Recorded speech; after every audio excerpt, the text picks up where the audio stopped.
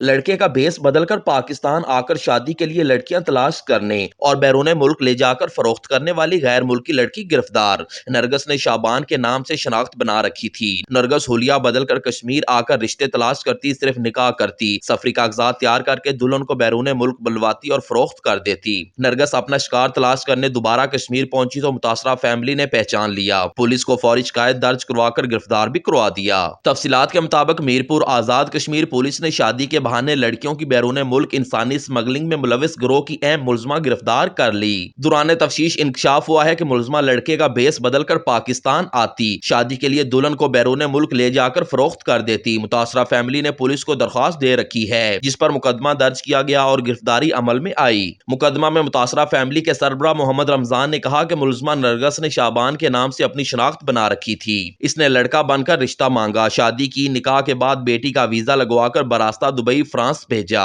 جہاں علم ہوا کہ داماد لڑکا نہیں لڑکی ہے۔ لڑکی کے والد نے مزید بتایا کہ بیٹی پر گروہ نے تشدد کیا اور کئی مقامات پر فروخت کی کوشش کی۔ مدعی محمد رمضان کے مطابق فرانس میں بامشکل بیٹی کو محفوظ مقام پر منتقل کیا گیا۔ محمد اکرام، JK نیوز، میرپور آزاد کشمیر۔